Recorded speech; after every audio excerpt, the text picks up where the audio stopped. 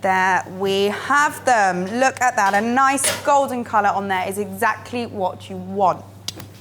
So this is exactly what you are looking for. If I lift one up here, you can see the base is nice and golden. That is exactly what you are looking for. So let's have a look at the structure inside the bagels. They look lovely. And then we will cut one open. Let's have a little look.